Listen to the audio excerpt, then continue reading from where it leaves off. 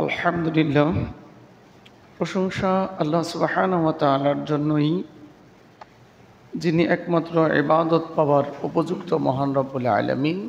তিনি প্রত্যেক জুমার নেই আজকের এই জুমাতেও আমাদেরকে আসার তৌফিক দিয়েছেন। অত্যন্ত গুরুত্বপূর্ণ মাসে, গুরুত্বপূর্ণ জুমায় আমরা যত সময় উপস্থিত হতে পেরে আল্লাহ কারীমের দরবারে শুকরিয়া আদায় করছি। আলহামদুলিল্লাহ, আলহামদুলিল্লাহ। ইয়া রব্বি লাকাল হামদু কামা ইয়ানবাগি লিজালালি ওয়াজহিকা ওয়া আযীমি সুলতানিক। সুবহানাল্লাহি ওয়া বিহামদিহি আদাদা খালকিহি ওয়া রিদা নাফসিহি ওয়া জিনাতা আরশিহি ওয়া মিদাদা কালিমাতিহি। সুবহানাল্লাহিল আযীম ওয়া বিহামদিহি। সুবহানাল্লাহি ওয়ালহামদুলিল্লাহি ওয়া লা ইলাহা ইল্লাল্লাহ ওয়াল্লাহু আকবার ওয়া লা হাওলা ওয়া লা কুওয়াতা ইল্লা বিল্লাহ। সুবহানাকা লা ইলমা লানা ইল্লা মা আল্লামতানা ইন্নাকা আনতাল আলিমুল হাকীম। অতঃপর আমাদের প্রিয় রাসূল মুহাম্মদুর রাসূলুল্লাহ সাল্লাল্লাহু আলাইহি ওয়াসাল্লামের প্রতি অসংখ্য অগণিত সালাত এবং সালাম পেশ করছি। আল্লাহুম্মা সাল্লি আলাইহি আল্লাহুম্মা বারিক আলাইহি।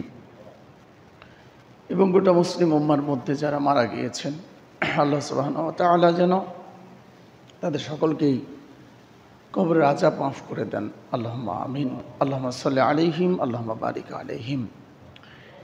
যারা আমরা বেঁচে আছি, আল্লাহ কারীম যেন আমাদের সকলকেই হিদায়াতের উপরে থাকার তৌফিক দান করেন, তার ইবাদত বন্দিকে ঠিকমতো করার তৌফিক দান করেন। বিশেষ করে শিরক, কুফর, বিদআত থেকে বেঁচে তাওহীদ এবং সুন্নাহ মোতাবেক জীবনযাপন করার জন্য আমাদের তৌফিক এনায়েত করেন। আল্লাহুম্মা আমিন। ইয়া আরহামার রাহিমিন ইহদিনাস সিরাতাল মুস্তাকিম। আউযু বিল্লাহিল আযীম বিওয়াজহিল কারীম ওয়া বিসুলতানিহিল কাদীম মিনাশ শাইতানির রাজীম। রব্বানা লা তুযিগ কুলুবানা বা'দা ইয হাদাইতানা ওয়া হাব লানা মিন লাদুনকা রাহমা ইন্নাকা আনতাল ওয়াহ্হাব। ইয়া আরহামার রাহিমিন, ইয়া আরহামার রাহিমিন, ইয়া আরহামার রাহিমিন। আল্লাহুম্মা ইন্না নাজআলুকা ফি নুহুরিহিম ওয়া নাউযু বিকা মিন শুরুরিহিম। আল্লাহুম্মা ইন্নী আসআলুকা ইলমান নাফিআ ওয়া রিজকান তাইয়্যিবা ওয়া আমালান মুতাকাব্বালা। আম্মা বা'দ। সম্মানিত উপস্থিতি, আমরা ধারাবাহিক আলোচনা চালিয়ে যাচ্ছিলাম ঈদ সম্পর্কে। কোরবানির ঈদের ইতিহাস, ইব্রাহিম নবীর প্রেক্ষাপট নিয়ে আলোচনা করেছি। গেল জুমাতে বাংলাদেশ সুবহানা হাদিসের পক্ষ থেকে হাফেজ শেখ আবুল কালাম সাহেব আলোচনা করেছেন। যতদূর আমি শুনেছি, মাশাআল্লাহ, চমৎকার আলোচনা তিনি পেশ করেছেন। বিশেষ করে জিলহজ মাসের প্রথম দশকের যে আমল রয়েছে, সে জিলহজের প্রথম দশকের আমলের বিষয়ে তিনি গুরুত্বপূর্ণ কথা বলেছেন। আলহামদুলিল্লাহ। তাহলে জিলহজ মাসের প্রথম 10 দিনের আমল, অর্থাৎ ঈদ পর্যন্ত যে আমল আছে, সেটা ধারাবাহিকভাবে গত জুমাতে আলোচনা হয়েছে। এর আগেও আমরা টুকটাক আলোচনা করেছি। তো আশা করছি বিষয়গুলো আমরা মনে রেখে আমল শুরু করে দেব ইনশাআল্লাহ। ইতিমধ্যে নকচুলের ব্যাপার আপনারা সবাই সতর্ক আছেন। আপনারা শুনেছেন গতকাল সৌদি সহ বিভিন্ন রাষ্ট্রে চাঁদ দেখা গিয়েছে। তারা আজকে জিলহজ মাসের প্রথম দিন ধরে ইবাদত শুরু করেছে, সিয়াম শুরু করেছে। তো আমাদের আজকে চাঁদ ওঠার পুরোপুরি সম্ভাবনা রয়েছে ইনশাআল্লাহ। এটা স্বাভাবিক ব্যাপার। স্বাভাবিকভাবে সৌদি আরবের একদিন পরে আমাদের এখানে বেশিরভাগ হয়, অনেক সময় সাথেও হয়। তো যা হোক, আমরা নকচুল আজকের মধ্যেই পরিষ্কার করে নিয়েছি বা নেব ইনশাআল্লাহ, যাতে আজকের পরে আর নকচুল কাটতে না হয়। আর আগামীকাল 1 তারিখ হলে আলহামদুলিল্লাহ আমরা সিয়াম রাখা শুরু করে দেব। যদি সম্ভব হয় 10টা সিয়ামে আমরা রাখবো ইনশাআল্লাহ। আর যদি সম্ভব না হয়, যে কটা রাখতে পারেন মাশাআল্লাহ। তবে একটা সিয়াম তো আরাফার সিয়াম, ওইটা সৌদিতে রবিবার ঈদ হবে, তো শনিবারে আরাফার মাঠ হবে। আজকে শুক্রবার, আগামীকাল শনিবার, তারপরে দিন শনিবার, তার কালকে শনিবারের পরের শনিবার আরাফার সিয়াম, এটা নিশ্চিত। চাঁদ উঠে গেছে আরব বিশ্বে, ওরা ঘোষণা হয়ে গেছে আরাফা হবে শনিবারে। তাহলে এ নিয়ে আপনাদের কোনো টেনশন করতে হবে না। শনিবার দিন আরাফার সিয়াম ইনশাআল্লাহ। নারী পুরুষ ছোট বড় নির্বিশেষে প্রত্যেকটা সুস্থ মায়েরা এবং আমরা সকলেই এই আরাফার সিয়ামটা এজন্য রাখবো। আল্লাহ রাসূল এটা আশা করেছেন, তিনি এটা কামনা করেছেন, ধারণা করেছেন যে রব্বে কারীম একটা সিয়ামের কাফারা হিসেবে পিছনের এবং সামনের, গত বছরের এবং ভবিষ্যতের সামনের বছরের এই 2 বছরের গুনাহখাতাগুলো, সগীরা গুনাহগুলো একবারে ক্ষমা হয়ে যাবে আলহামদুলিল্লাহ। তো আমরা তো সেই শনিবারের আরাফার সিয়াম রাখবই ইনশাআল্লাহ। এছাড়া অন্যান্য এই 10 দিনের ইবাদত এতটাই গুরুত্বপূর্ণ, গেল জুমাতে হয়তো হাদিসটা আপনারা বিস্তারিত শুনেছেন যে জিহাদের ময়দানে যাওয়ার চাইতেও এই প্রথম দশকের মানে এই 10 দিনের ইবাদত আল্লাহর কাছে বেশি প্রিয়। যদিও সাহাবারা জিহাদের ফজিলত এতটাই গুরুত্ব সহকারে বুঝতেন, ওনারা আবার প্রশ্ন করে বসেছিলেন যে জিহাদের চাইতেও মানে স্বাভাবিকভাবে অন্যান্য ইবাদতগুলো মানে জিহাদের পরের সিরিয়ালে থাকতো, এটা বেশিরভাগ ব্যাপার ছিল। কিন্তু যখন নবী বললেন যে এই দশকের ইবাদত সর্বোত্তম, জিলহজের প্রথম 10 রাতের ইবাদত সর্বোত্তম ইবাদত, তখন সাহাবারা প্রশ্ন করেছিলেন, নবী উত্তর দিলেন হ্যাঁ, জিহাদের ময়দানে যাওয়ার চাইতেও জিলহজ মাসের প্রথম 10 দিনের ইবাদত বেশি উত্তম। আল্লাহু আকবার। তবে বিশ্বনবী চূড়ান্ত কথাটি বলে দিলেন যে ওই ব্যক্তির সাথে তার তুলনা চলে না যে জিহাদের ময়দানে জান মাল নিয়ে রওনা করেছে আর ফিরে আসে নাই, মানে শাহাদাত বরণ করেছেন, তার কথাটা ভিন্ন। আলহামদুলিল্লাহ। তাহলে জিহাদ ফি সাবিলিল্লাহর এই পবিত্র বিধানের চূড়ান্ত মর্যাদাটা এই হাদিসেও বহাল আছে আলহামদুলিল্লাহ। তাহলে আমরা কি করে এই দশকে গান বাজনা, আড্ডা, বাদ্যযন্ত্র, মানে জিনা, ব্যভিচার, ফাহেসা, জুয়া, তাস এবং রাস্তাঘাটে বসে বাজার বন্দরে দোকানপাটে গীবত চর্চা করে সময় কাটাতে পারি, এটা তো চিন্তাই করা যায় না। নবী বললেন জিহাদে যাওয়ার চাইতেও বেশি উত্তম, আর সেখানে আমি আড্ডা দেব, আস্তাগফিরুল্লাহ, মাআযাল্লাহ। আমরা সারাদিন ইস্তেগফার করব, লা ইলাহা ইল্লাল্লাহ, পবিত্র জিকিরটা করব, নফল সবগুলো ইবাদত, নফল সবগুলো সালাত আমরা আদায় করে নেব এবং আমরা সিয়াম রাখবো, অধিক পরিমাণে দান সাদাকা করব, এগুলো আমরা চেষ্টা করব ইনশাআল্লাহ। তো যা হোক, আমরা শাওয়ালের একটা ছোট্ট পটভূমি, জিলহজের ছোট্ট পটভূমি রাখলাম, আর কুরবানির ফজিলত এটা আলোকপাত হয়েছে। এজন্য আমরা আলহামদুলিল্লাহ অনেকেই কুরবানির পশু কিনে ফেলেছি, বাকি মানুষেরা চাঁদের অপেক্ষায় ছিলাম। এই তো শুরু হয়ে যাবে কুরবানির পশু কিনা, আমরা সুন্দর হৃষ্টপুষ্ট সুস্থ জিনিস কিনে নিয়ে আসবো ইনশাআল্লাহ। একেবারে যদি পরিপূর্ণ লেজ কাটা থাকে, লেজের বেশিরভাগ কাটা থাকে, কান যদি বেশিরভাগ অংশ কাটা থাকে, এগুলো আমরা কিনবো না, জীর্ণ শীর্ণ রুগ্ন কিনবো না। কিন্তু টুকিটাকি কানের মাথা একটু সমস্যা নেই, টুকিটাকি অসুবিধা না, হৃষ্টপুষ্ট সুন্দর। তবে আরও উত্তম যে আপনার পশুর মধ্যে কোনো খুদই নাই, আলহামদুলিল্লাহ সর্বোত্তম। এবং কেনার সময় আমরা বয়সটা, মানে দাঁতটা, যদিও আসলে দাঁত গুরুত্বপূর্ণ না, গুরুত্বপূর্ণ হলো বয়সটা। আপনার ছাগল ভেড়ার বয়স 1 বছর হইল পরিপূর্ণভাবে 1 বছর শেষ হইয়া 2য় বছরে পাড়া রাখলো, আলহামদুলিল্লাহ। গরুটা 2 বছর শেষ হয়ে গেল, আলহামদুলিল্লাহ। বয়সটা গুরুত্বপূর্ণ, দাঁত উঠতে পারে, দাঁত না উঠতে পারে কোনো একটা কারণে। কিন্তু এখন অচেনা জায়গা থেকে যখন পশু কিনবেন তখন তো দাঁতটাই গুরুত্বপূর্ণ। উনি তো মিথ্যা কথা বলতে পারে, সম্ভাবনা আছে। আর সব প্রাণী তো আর একরকম বড় হয় না, বর্তমানে বিভিন্ন ভিটামিন খাওয়াইতেছে, দেখতে শুনতে একটা ষাঁড় গরু অল্প দিনে অনেক বড় হয়ে যেতে পারে। তাহলে আমরা হাট বাজারে কিনতে গেলে দাঁতটা কিন্তু আসলেই গুরুত্বপূর্ণ, অবশ্যই গুরুত্বপূর্ণ। হাট বাজার থেকে আমরা পশু প্রাণী কিনি বেশিরভাগ। তাহলে একথা সুস্পষ্ট যে যদি কোনো কারণে বয়স হওয়ার পরেও দাঁত না পড়ে, কুরবানি হবে ইনশাআল্লাহ, কোনো সন্দেহ করবেন না। যেটা আপনার বাড়িতে লালন পালন করেছেন, আপনার চাচা যেটা লালন পালন করে, যেটার বয়স সম্পর্কে পরিপূর্ণ ধারণা আছে, ওইটার দাঁত নিয়ে আপনার টেনশন করতে হবে না ইনশাআল্লাহ। কিন্তু যা আমরা বাহির থেকে কিনে আনবো, ওগুলো আমার মনে হয় দাঁতটাই গুরুত্বপূর্ণ, কারণ উনি কি বলে না বলে বলা যায় না। আবার যে সমস্ত জালেম দাঁতকে সারাশ দিয়ে প্লাস দিয়ে তুলে নিয়ে আসছে, নাউজুবিল্লাহি মিন যালিক, অহরহ ঘটনা, মাআযাল্লাহি মিন যালিক। ওগুলো আপনারা দেখলেই চিনবেন ইনশাআল্লাহ। আমার অনুরোধ হলো, যাকে তাকে নিয়ে তো আপনি জমির কাগজপত্র দেখান না। 1% জমি এত কাগজপত্র গুরুত্ব দিচ্ছেন, আর আল্লাহর জন্য একটা কুরবানি কিনবেন, যিনি দাঁত বুঝে, বয়স বুঝে, পশু চিনে, সাথে নিয়ে যান না। অসুবিধা কি ভাই? একদিন পরে কিনেন, 2000 টাকা 1000 টাকা বেশি লাগুক ভাই, একটা মানুষের সাথে নিয়ে যান ইনশাআল্লাহ। এটা অবহেলা না করি, আমরা বিষয়টা গুরুত্ব দিব। তাহলে আমরা কুরবানির পশু কেনার জন্য সকলেই প্রস্তুতি নিচ্ছি আলহামদুলিল্লাহ মাশাআল্লাহ। আল্লাহ কারিমের জন্য সর্বোত্তম জিনিসটা হাজির করব এবং বিশেষ করে একাধিক পশু আমরা হাজির করার চেষ্টা করব।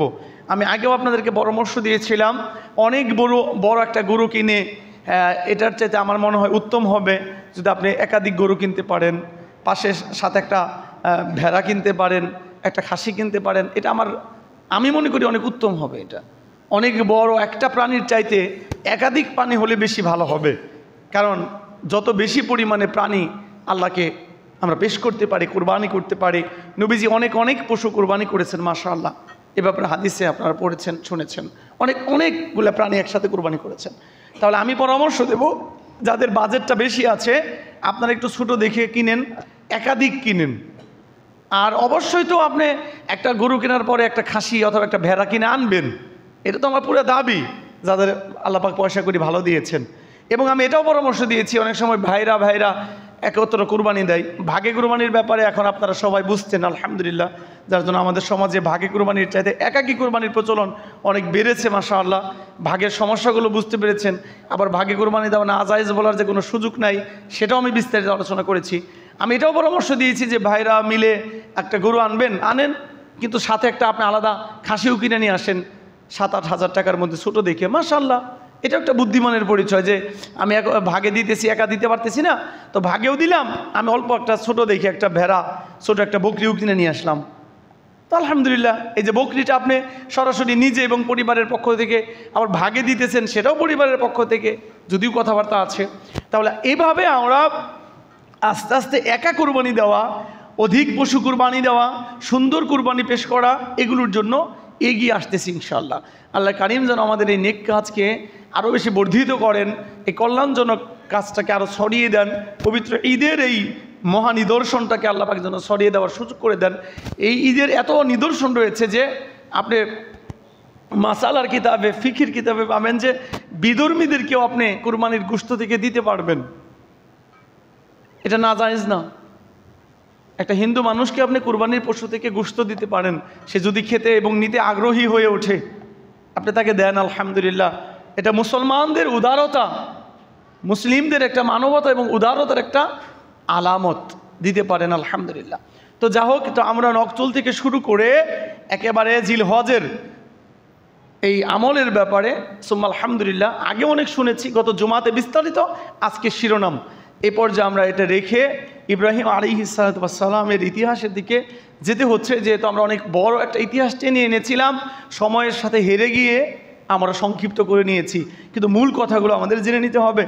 আমি আগের জুমাতে যখন খুতবা দিয়েছিলাম, তখন সুম্মা আলহামদুলিল্লাহ আমাদের আলোচনাটা এখানে ছিল যে ইব্রাহিম আলাইহিস সালাম ওনার জন্মভূমি ইরাকের এই যে ব্যাবিলন, ইরাক নগরী, এই বাগদাদ নগরী থেকে যখন উনি ওনার দাওয়াতি কার্যক্রমকে মোটামুটি একরকম ক্ষান্ত করলেন, সাধ্য অনুপাতে সব কিছু করলেন, কী বিপদ আসলো সবই শুনেছেন। উনি এবার হিজরত করবেন। উনি যখন ইরাক থেকে হিজরত করে কেনানে মানে বাইতুল মাকদাসের এলাকাতে ফিলিস্তিন নগরীর দিকে রওনা করলেন, তখন তিনি ওনার জাতিকে উদ্দেশ্য করে কিছু কথা বলে গেলেন, যেখানে তিনি জাতিকে বলে গেলেন, শিরক করার কারণে, কুফরি করার কারণে তোদের কারোর সাথে আমার কোনো সম্পর্ক নাই ততদিন পর্যন্ত, যতদিন তোমরা আল্লাহর দ্বীনের পথে ফিরে না আসো। কালেমা গ্রহণ না করা পর্যন্ত তোমাদের মতো মানুষের সাথে, কাফেরের সাথে আমি ইব্রাহিম নবীর কোনো সম্পর্ক নাই। এটা ছিল মূল কথা। এই কথা বলে ইব্রাহিম আলাইহিস সালাম ফিলিস্তিনে হিজরত করলেন, সেখানে বসতি করলেন এবং সেখানে সুম্মা আলহামদুলিল্লাহ দাওয়াতি কাজ করলেন। এমনকি তিনি সেখান থেকে মিশরে সফর করেছিলেন। এই সফর করতে গিয়ে ওনার স্ত্রী যে সারা, মিশরের জালেম বাদশাহ, কাফের বাদশাহ সারাকে গ্রেপ্তার করেছিল, তার সাথে মন্দ কিছু করার, চরিতার্থ করার চেষ্টা করেছিল। তিনবার করে আল্লাহ কারীম অলৌকিক ঘটনা ঘটিয়ে দিলেন। ওই কাফেরের দেহকে, হাতকে কাঠের মতো শক্ত করে দিলেন, সে একেবারে কাঠ হয়ে গেল, নিথর হয়ে গেল, স্তব্ধ হয়ে গেল। আমাদের মা সারার কাছেও যাওয়ার কথা তো কল্পনাই করা গেল না। আল্লাহ পাক মহাপবিত্র ইব্রাহিম নবীর এই মহাপবিত্র স্ত্রী, আমাদের জাতির মাকে হেফাজত করলেন আলহামদুলিল্লাহ। এরপরে তো জানেন যে ওই বাদশা হাজেরাকে উপহার হিসেবে সারার সাথে দিয়ে দিলেন। ওনারা মিশরের সফর শেষ করে আবার কেনানে ফিরে আসলেন, বসতি করলেন এবং সারা নিজে উদ্যোগ নিয়ে খুশি মনে এই যে হাজেরা, আমাদের মা ইসমাইল আলাইহিস সালাতু ওয়াস সালামের মা হাজেরা, উনাকে নিজের স্বামী জাতির পিতা ইব্রাহিম নবীর সাথে বিবাহ দিলেন। আলহামদুলিল্লাহ, সেখানেই জন্ম নিল ইব্রাহিম সাল্লাম প্রথম সন্তান নবী ইসমাইল আলাইহিস সালাম। তো ইসমাইল নবীর জন্ম হলো ফিলিস্তিনের এই মহাপবিত্র শহরে, নগরে। ওই সময় ওখানে বাইতুল মুকাদ্দাস ছিল না, অনেক পরে সেটা হয়েছে। এরপর আল্লাহ সুবহানাহু ওয়া তাআলার কি পরীক্ষা, ইব্রাহিম নবীর জীবনের একটা কঠিন পরীক্ষা চলে আসলো। আল্লাহ কারীম বললেন যে এই কলিজার টুকরা সন্তান এবং তোমার প্রিয়তমা স্ত্রী হাজেরাকে এবং কলিজার ধন শিশু ইসমাইলকে নির্জন প্রান্তরে, একদম মরুভূমির দেশ, কোনো গাছপালা নেই, কোনো মানবজন নাই, সেই মক্কা নগরীতে ফেলে আসতে হবে। আল্লাহ পাকের হুকুমে ইব্রাহিম আলাইহিস সালাম সাথে করে তার সন্তান আর স্ত্রীকে নিয়ে চললেন, সফর করলেন। তিনি ফিলিস্তিন থেকে তিনি মক্কা আসলেন, বর্তমানে যেখানে কাবা। এখানে এরকম পরিবেশ ছিল না, চারদিকে নির্জন নিস্তব্ধ, কোনো জনপদ নাই, কোনো বসতি নাই এবং কাবার একটু চিহ্ন আছে, ধ্বংস হয়ে যাওয়া, ভেঙে চুরে যাওয়া, একটু স্তূপ, একটু ধ্বংস অবশেষ আছে, একটু উঁচু জায়গা আছে। এই জায়গাটা আল্লাহ পাক রব্বুল আলামিন আবাদ করার জন্য ইব্রাহিম নবীকে এখানে তার সন্তান ইসমাইল এবং স্ত্রী হাজেরাকে রেখে আসার নির্দেশ দিলেন। তো আল্লাহ পাকের নির্দেশ দেখেন, আমরা তো সবসময় প্রশ্ন করি আল্লাহ কারীম এটা কেন করলেন, এটা না হলেও চলতো, এই না সেই না। ইব্রাহিম আলাইহিস সালাম এবং কোনো সাহাবা আজমাইন, কোনো নবী আম্বিয়া এই ধরনের প্রশ্ন করেন নাই। আল্লাহ কারীম বলেছেন, স্ত্রীর সন্তান রেখে তিনি রওনা করেছেন, কোনো কথাও বলছেন না, সান্ত্বনাও দিচ্ছেন না, কয়েকটা শুকনো খেজুর, একটু মশকে পানি। চিন্তা করেন তো, এরকম শিশু আর একটা নারীকে নির্জন প্রান্তরে রেখে আসলে কি পরিমাণ নেকড়ে আছে। আপনারা জানেন কিনা, বন জঙ্গলে যত নেকড়ে আছে মরুভূমিতে তার চেয়ে বেশি থাকে। মরুভূমি কিন্তু নেকড়ে ভাগ থাকে, বিভিন্ন হিংস্র প্রাণী থাকে, যে পথহারা মানুষ যখন পথ হারিয়ে ঘোরাফেরা করবে তাদেরকে ধরে খাবে এবং বিভিন্ন ধরনের বিপদ মরুভূমিতে কিন্তু আছে। ভয়ানক সাপ আছে মরুভূমিতে, অনেক ব্যাপার স্যাপার আছে। এগুলোর কোনো জিনিস ভাবার দরকার নেই। আল্লাহ কারীম বলেছেন, বাস বলেছেন। ইসলামের শরিয়াতের বিধিবিধান আপনার বুঝে ধরতে পারে, নাও ধরতে পারে। আমরা হাঁটা চলা করলে পায়ের নিচে ময়লা লাগবে, এটাই তো কমন কথা। তো আমরা যখন মুজের ওপরে মাসেহ করব, তো পায়ের উপর দিয়ে মাসেহ করতে হচ্ছে, পায়ের তলা মানে নিচে না, পায়ের তলাতে মাসেহ করতে হচ্ছে না। এখানে আপনি যুক্তি খুঁজবেন কেন? বিশ্বনবী এই আমল করেছেন, আপনি এই আমল করবেন। অনেকগুলো আমল আছে যেগুলোর ব্যাখ্যা আপনি বুঝেন, যেগুলোর মর্ম আপনি বুঝতে পারবেন, যেগুলোর কারণ আপনি বুঝতেও পারবেন। আবার অনেক আমল পাবেন যেগুলোর কারণ আপনি বুঝতে পারবেন না। অনেক বড় ফকি যারা, ওনারা বুঝতে পারবে, আপনি পারবেন না। হতে পারে ইব্রাহিম আলাইহিস সালাম তার শিশু সন্তান এবং স্ত্রীকে রেখে রওনা করছেন, কোনো কথা বলছেন না। কিন্তু হাজেরা আলাইহিস সালাম তিনি একরকম মানে অবাক, আমরা বলি না যে মানে হয়ে গেছে, তিনি অবাকই হয়ে গেছেন। এইরকম একটা বাচ্চা রেখে, এরকম স্ত্রী রেখে কোনো স্বামী চলে যেতে পারে, তারপরে তিনি একজন নবী। এটা কোন ধরনের বিচার? আজকে যদি আমাদের নারী জাতি এরকম একটা পরিস্থিতিতে পড়তো, কি যে বলতো আল্লাহ আলাম, আল্লাহই ভালো জানেন মুখে ওনারা কি উচ্চারণ করতেন। আল্লাহ আমাদের হেফাজত করুক। বর্তমান মুসলিম উম্মার মধ্যে যারা মহিলা আছে, আমাদের মা বোনদের একটা গুরুত্বপূর্ণ আশ্চর্যজনক ঘটনা, যদি ওনাদেরকে পরিপূর্ণ নিয়ামত দিতে পারেন, টাকা পয়সা, অর্থ কড়ি, বাড়ি ঘর, সুখ শান্তি এবং ইবাদত বন্দিগির কথা বলেন, আল্লাহ এবং রসুলের কথা বলেন, তো কিছুটা মোটামুটি খাওয়াইতে পারবেন। আগে যদি দুনিয়া দিয়ে তারপরে আপনি তাকে আমলের কথা বলেন, কিছুটা হয়তো মানাতে পারবেন। কিন্তু যদি আপনার ঘরে কোনো অর্থ কড়ি না থাকে, দুনিয়া না থাকে, আর আপনি যদি নামাজ রোজার কথা বলেন, আল্লাহ আলাম ওই মহিলারা কুফরি কথা বলতেও দ্বিধা করবে না। এর জন্য আমার পরামর্শ, মহিলাদেরকে ওয়াজ খুব কম করবেন। বউকে পরামর্শ কম দিবেন, বউকে উপদেশ কম দিবেন, তার হক আদায় করবেন বেশি, পরামর্শ দিবেন কম। মহিলা মানুষ এত বেশি কথা বোঝে না, তাদের যেটা প্রয়োজন ওইটা আগে দিবেন। 100টা প্রয়োজন পূরণ করার পরে যদি একটা কথা বলেন মানতে পারে নাও পারে, আগে তার প্রয়োজন যদি পূরণ করতে পারেন। ওয়াজ করবেন কম, কাজ করবেন বেশি, সংসারে সুখ শান্তি ইনশাল্লাহ বেশি হবে।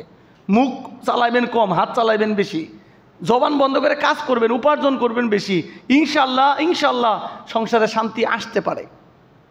কিন্তু ওয়াজ দিয়া সংসার চলে না। তাহলে এই নারী জাতির, আমার মা জাতিকে আমি অনুরোধ করব যে মা হাজেরা কি প্রশ্ন করলেন, স্বামীর ব্যাপারে কি মন্তব্য করলেন। ওনার চেহারা কালো হয়ে গেল, চোখ মুখ লাল হয়ে গেল, মুখটা বাঁকা করে কঠিন কথা বলে, খুসা দিয়ে বাঁকা করে, আল্লাহু আকবার, মানে কি যে অবস্থা।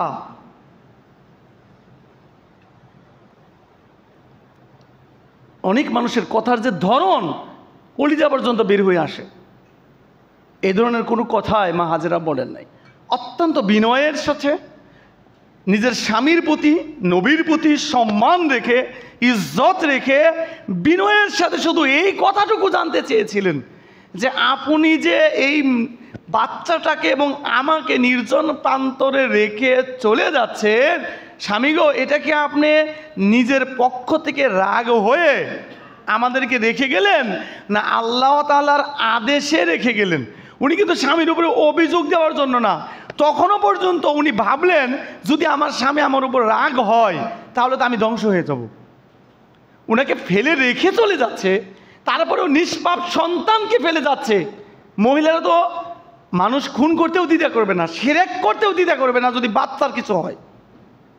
কিসের হুজুর, কিসের মসজিদ, কিসের মাদ্রাসা, কিসের হাফিজি মাদ্রাসা, কিসের লেখাপড়া, যদি তার বাচ্চার কিছু হয় পৃথিবী কেমন করে ফেলবে। আল্লাহর দোহাই দিবেন তাও উল্টাপাল্টা বলে ফেলবে, নবীর কথা বলবেন তাও কুফরি কথা বলবে। বাচ্চার কিছু হলে মহিলারা ছাড়বে না। তাহলে মা হাজেরা তো অন্তত এইটা চিন্তা করতে পারতেন যে আমি না হলে দুষ করলাম, আমার নিষ্পাপ বাচ্চা কি অপরাধ করেছে। তিনি তো অনেক কথাই বলতে পারতেন, তাহলে কি সারার ঘরে কোনো বাচ্চা হয় না, আমার ঘরে হয়েছে, এর লিগে হিংসা লাগতেছে, আপনার প্রথম বউয়ের আদেশে কি করলেন, ইত্যাদি ইত্যাদি। মাআল্লাহ অনেক কথাই তো আছে এখানে। তখনও তো সারার কোনো সন্তান হয়নি, অনেক পরবর্তীতে হয়েছে ইসহাক আলাইহিস সালাম, অনেক পরে। অনেক কথাই তো উনি এই সময় বলতে পারেন, যুক্তিসঙ্গত। উনি তো কোনো ঝগড়া করেন নাই, খারাপ কিছু করেন নাই, স্বামীকে কোনো কষ্ট দেন নাই। এরপরে উনাকে আর বাচ্চাটাকে এখানে ফেলে চলে যাবেন, এটা কেমন কথা? আমাদের মা হাজেরা তো অনেক কিছুই বলতে পারতেন না। তিনি জানতে চাচ্ছেন, স্বামী গো, আমায় যে রেখে গেলেন আপনার পক্ষ থেকে, মানে আপনি কি রাগ হয়ে আমাকে ফেলে যাচ্ছেন নাকি আল্লাহর আদেশে আমাকে রেখে যাচ্ছেন? ওনার উদ্দেশ্য ছিল যদি রাগ হয়ে আমাকে স্বামী রেখে যায়, আমি ধ্বংস হয়ে যাব, তাহলে আমি স্বামীর হাতে ধরে ক্ষমা চাইবো যে আমার মাফ করে দেন, আমার নিয়ে যান, আমার উপর রাগ হয়ে থাইকেন না। এটা হলো মাকসাদ, উদ্দেশ্য। আর আল্লাহ কারিম যদি রেখে যেতে বলে তো আলহামদুলিল্লাহ, ঠিক তাই হইল। ইব্রাহিম আলাইহিস সালাম আর পিছনে ফিরে তাকালেন না, উল্টা দিক থেকেই বললেন। এই কথাটা তিনি বলছিলেন খালি যে হ্যাঁ আল্লাহ পাকের হুকুমেই রেখে যাচ্ছি। এজন্যই তো মা হাজেরা খুব খুশি হয়ে বলছিলেন মন থেকে, আলহামদুলিল্লাহ, আল্লাহ আমাকে ধ্বংস করবেন না, ঠিক আছে যান।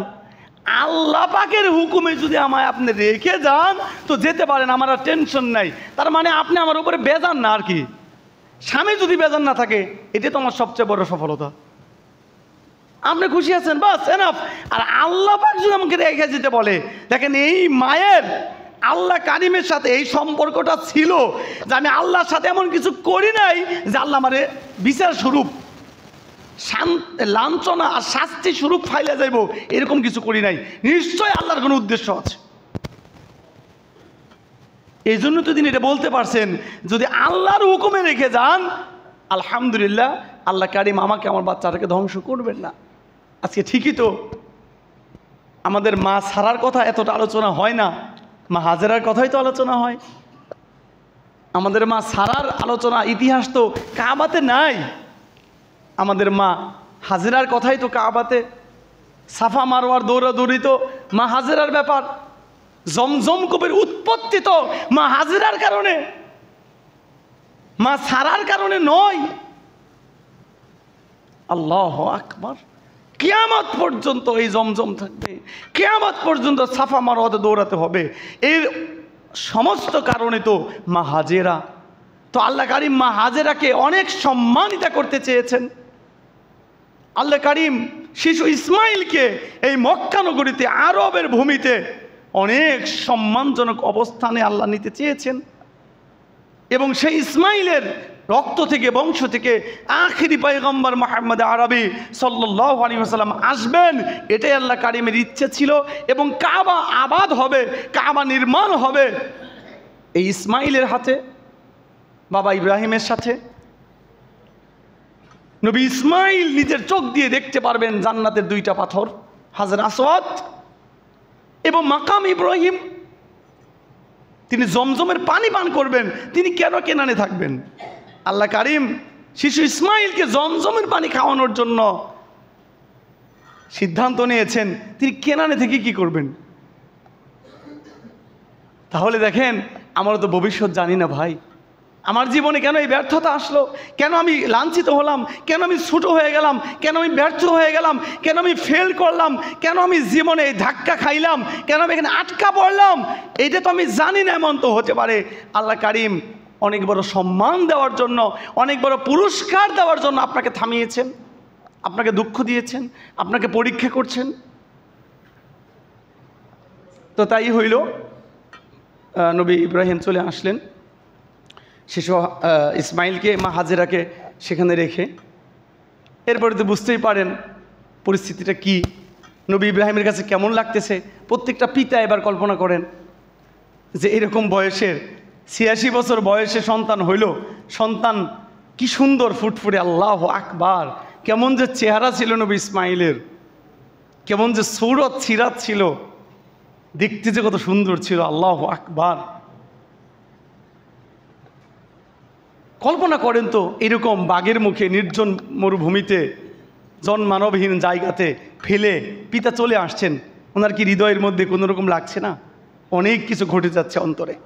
দেখেন, এই পরিস্থিতিটা আসার সময় তিনি একটু দোয়া করে এসেছিলেন। এই দোয়ার আগে থেকে আরও দু একটা দোয়া আছে। ইব্রাহিম আলাইহিস সালামের আলোচনা কোরআনে এত বেশি, আল্লাহু আকবার। আউযু বিল্লাহি মিনাশ শাইতানির রাজিম। وإذ قال إبراهيم رب اجعل هذا البلد آمنا। এটা সূরা ইব্রাহিমের মধ্যে আয়াতটা, এটা হলো ৩৫ নম্বর আয়াত।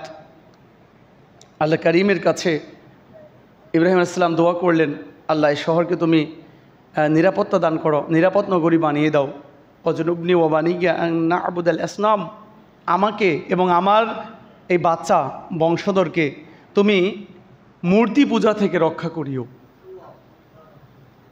বুঝেন বিষয়টা?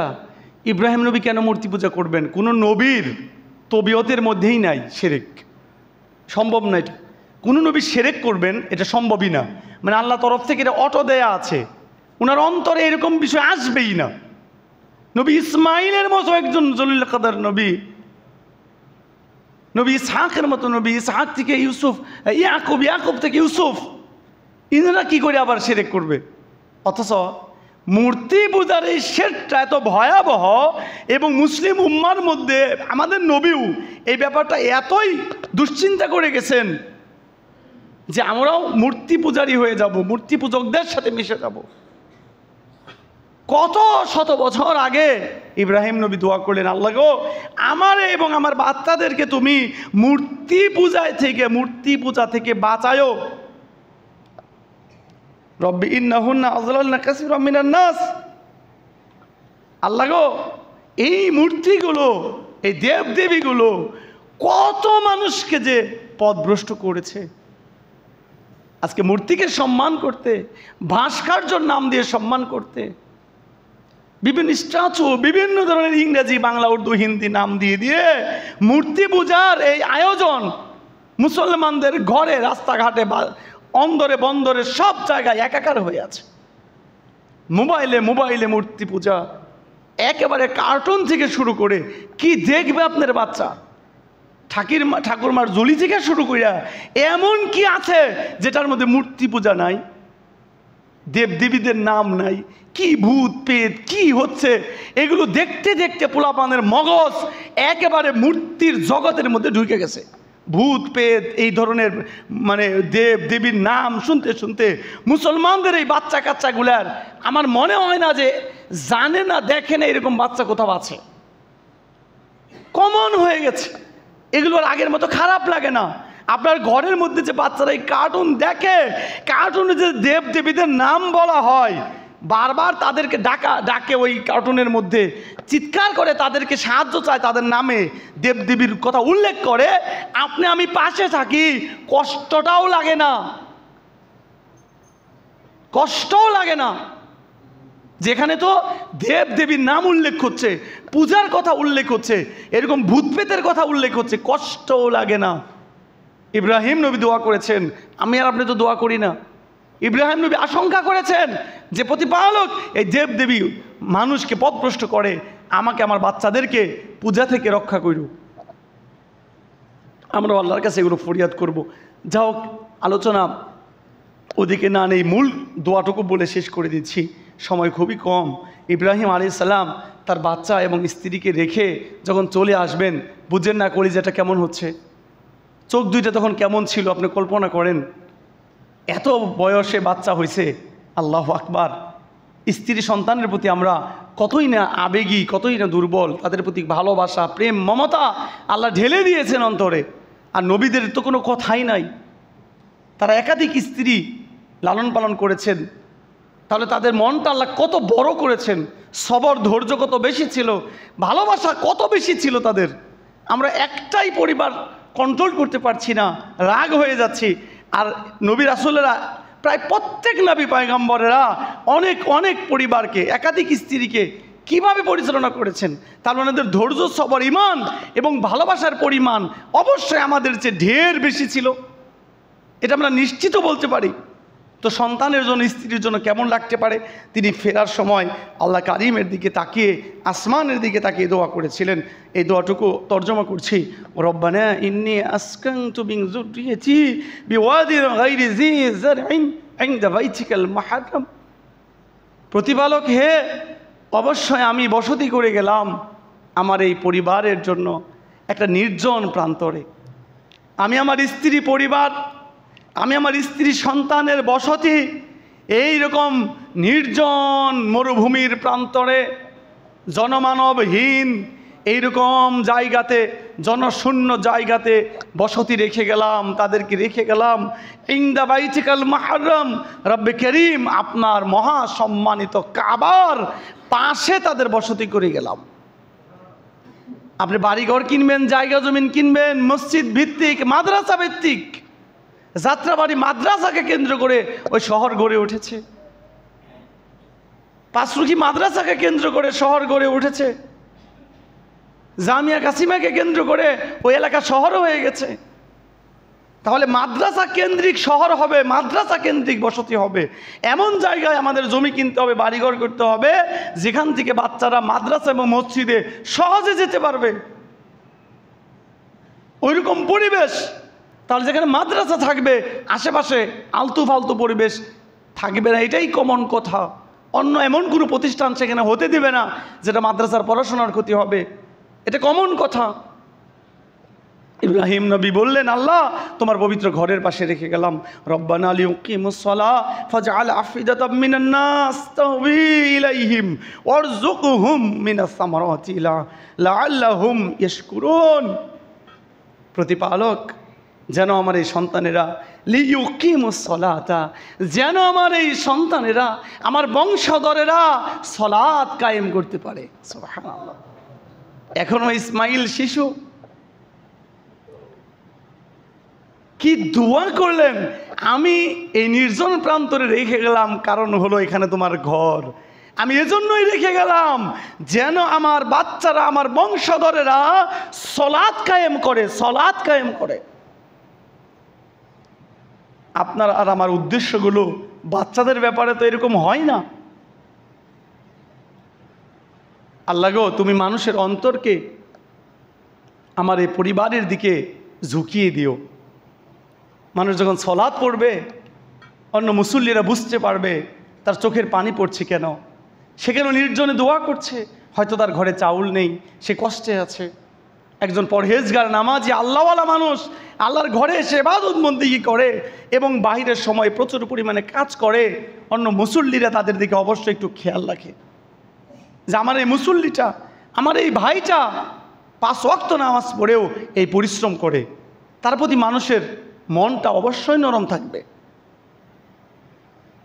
আর আপনার আমার মতো পাপিষ্ঠ মানুষ যারা না ঠিক মতো কাজ করে, জোয়া নেশার সাথে জড়িত থাকে, না আল্লাহর ঘরে তারা আসে, তাদের প্রতি কোনো মায়া মমতা থাকবে না। বাধ্য হয়ে হয়তো বা জাকাত ফেতরা কিছু ময়লা আবর্জনা মুখের মধ্যে নিক্ষেপ করবে। মানুষ তো কুকুরের মুখেও জিনিস নিক্ষেপ করে। যে সমস্ত দরিদ্র আবার চলা তো পড়ে না, দরিদ্র আল্লাহর ঘরেও আসে না, তাদের প্রতি কোনো শ্রদ্ধা মায়া মমতা আমাদের অন্তরে কাজ করবে না, কারো অন্তরেই কাজ করবে না। ইব্রাহিম নবী দোয়া করলেন, আল্লাহ তুমি মানুষের মনকে তাদের দিকে ঝুঁকিয়ে দিও। আল্লাহু আকবার, কি চমৎকার দোয়া। এবং তুমি তাদেরকে বিভিন্ন ফল ফলাদি দিয়ে রিজিক দান করিও। আশা করছি যে আমার পরিবার তোমার শুকরিয়া আদায় করবে। সুবহানাল্লাহ। আপনি এটা জানেন কি না আমি জানি না, যে বর্তমানেও কাবার নিকটবর্তী অঞ্চলে খুব বেশি ফল উৎপাদন হয় এরকম না, কিন্তু গোটা পৃথিবীতে এমন কোনো ফল নাই যে ফল মক্কা নগরীতে পাওয়া যায় না। এবং সবার আগে আমার এই কথা আপনারা পরীক্ষা করেন, গোটা পৃথিবীতে যত উত্তম রিজিক আছে, যত পবিত্র রিজিক রয়েছে, সবচাইতে দামি এবং সবচাইতে উপকারী ফল সবার আগে টাটকা তাজা পাওয়া যায় কাবাতে। যদিও কাবা নগরীর নিকটবর্তী জায়গাতে খুব বেশি ফলের বাগান নাই, অথচ এই কাবার চাইতে আর অধিক ফল কোনো জায়গায় পাওয়া যায় না। আজও পর্যন্ত ফল দিয়ে আল্লাহ পাক এই শহরকে ঢেলে দিয়েছেন, কারণ ফল এত উত্তম রিজিক যেটা আমরা বাঙালি জাত খুব একটা বুঝি না। 3 ডিশ ভাত খাইয়া মনে করি আমি জিহাদে একবার বিজয় হয়ে গেছি, মানে যুদ্ধে জয় লাভ করছি 3 গামলা ভাত খাইয়া। অথচ 3 গামলা ভাত খাওয়ার চাইতে নির্ভেজাল একটা আপেল খাইলে যে কত উত্তম ছিল, 6 প্লেট ভাত খাওয়ার চাইতে নির্ভেজাল একটা কলা যে কত শক্তিশালী, এটা ডক্টরকে জিজ্ঞাসা করেন যে ফল কি জিনিস। যদি ফলটা হয় আসল ফল, যদি বিষ না থাকে, ফলের চাইতে আর উত্তম রিজিক কি আছে? আল্লাহ কারিম এই কথাটা নোট করলেন যে জাতির পিতা নবী ইব্রাহিম সন্তানদের জন্য অন্য কিছু চান নাই, চেয়েছেন যে আল্লাহ তুমি তাদেরকে ফল মূল দিয়ে উত্তম রিজিক দান করো। তো আমরা যতটুকু আলহামদুলিল্লাহ এগিয়ে আসছি, মোটামুটি কাছে গেছি। আল্লাহ চাইলে আগামী একটা জুমা আছে আর ছোট্ট করে ঈদের খুতবা আছে, এই দুইটাতেই আমরা ইনশাআল্লাহ ইসমাইল নবীর কুরবানি সহ মোটামুটি আমাদের নবী কেন কুরবানি করেছেন ইত্যাদি ফজিলতগুলো, ইব্রাহিম নবী এই সুন্নাহগুলো রেখে গিয়েছেন, এবার আমাদের নবী এগুলো আমল করেছেন, এজন্য আমাদের উপরে বিধান হয়েছে। ইব্রাহিম নবী আমল করেছেন, আমাদের নবী যদি না করতেন তাহলে এটা আমাদের জন্য বিধান হতো না, এটা মনে রাখবেন। যেমন বিসমিল্লাহি মাজরিহা ওয়া মুরসাহা ইন্না রব্বি লাগফুরুর রহিম, এই দোয়াটা অনেক প্রসিদ্ধ। আমরা পড়তে পড়তে এটা গাড়িতেও পড়তাম। আসলে এটা জলযানের দোয়া হিসেবে আমরা সারা জীবন মুখস্থ করছিলাম। ঘটনাচক্রে দেখা গেল কি, এই দোয়াটা তো কোরআনে আসছে, দোয়া হিসাবে না, এটা একটা ঘটনা উল্লেখ করা হয়েছে যে নূহ নবী এটা বললেন, মানে নূহ নবীর প্রসঙ্গ। তো নূহ আলাইহিস সালাতু ওয়াস সালাম এটা বলেছিলেন, কিন্তু আমাদের নবী তার জীবদ্দশাতে অথবা সাহাবা আজমাইন নৌজানের দোয়া হিসাবে এই দোয়াটা পড়ে নাই বলে আসলে এটা নৌজানের দোয়াও না। মাসালা মনে রাখবেন, শরিয়াত মনে রাখবেন। অতীতের নবীরা যা করুক, ওই শরিয়াত আমাদের জন্য শুধু বিশ্বাস, ইমান, ততক্ষণ আমল করা যাবে না যদি ওই আমল আমাদের নবী বহাল না রাখে। আমাদের নবী সিগনেচার করলে, বহাল রাখলে আমাদের শরিয়াত হবে, নচেত হবে না।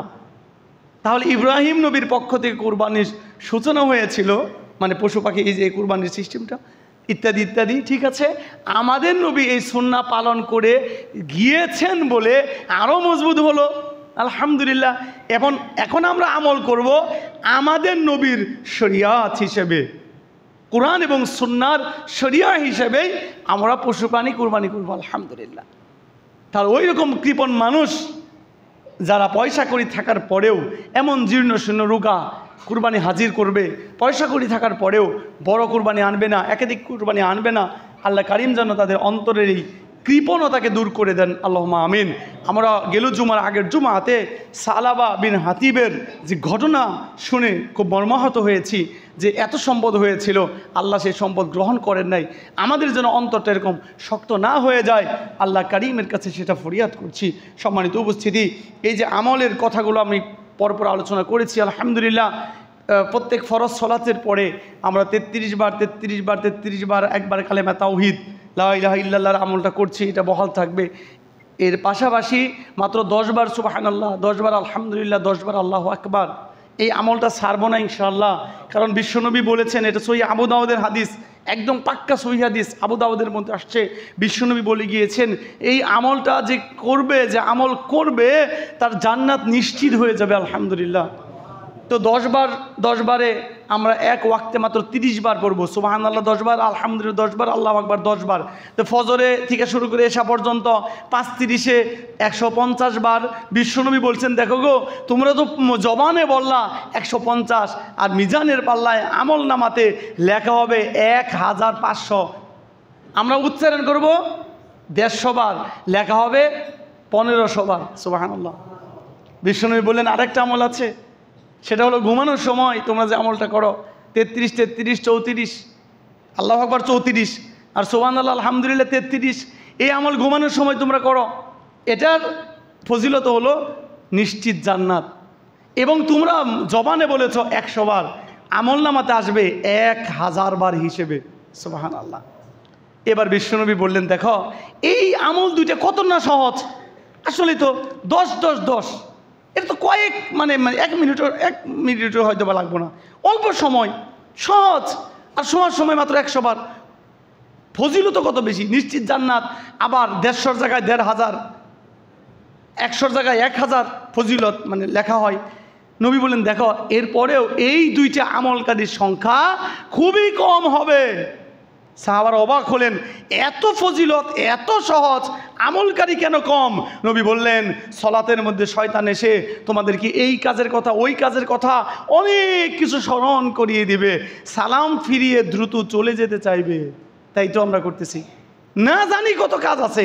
এই জন্য আমাদের আধা মিনিটও সময় হইল না, অন্তত 10 বার সুবহানাল্লাহ, 10 বার আলহামদুলিল্লাহ, 10 বার আল্লাহু আকবার। দেখেন না, জুমার দিন আপনি 10 টাকা দান করেন, আপনার কাছে কষ্ট লাগে না যে এত বড় মসজিদের মধ্যে যদি 1200 টাকা উঠে সপ্তাহে, আর বিদ্যুৎ বিল যদি 22,000 টাকা লাগে, তাহলে মসজিদটা চলে কিভাবে?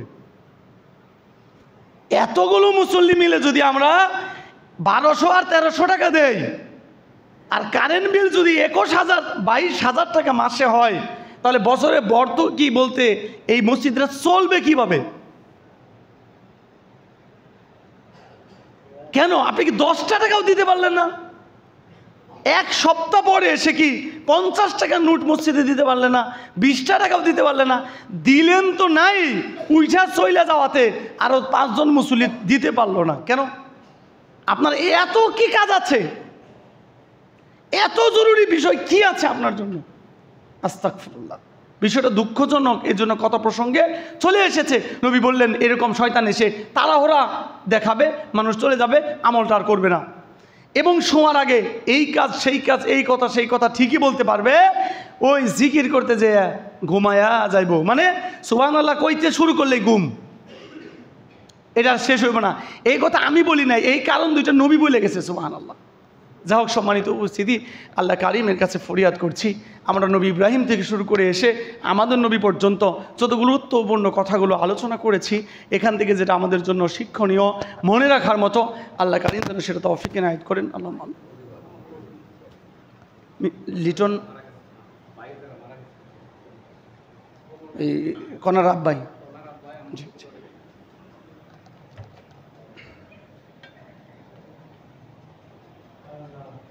اللهم صل على محمد وعلى آل محمد كما صليت على إبراهيم وعلى آل إبراهيم إنك حميد مجيد اللهم بارك على محمد وعلى آل محمد كما باركت على إبراهيم وعلى آل إبراهيم إنك حميد مجيد ربنا ظلمنا أنفسنا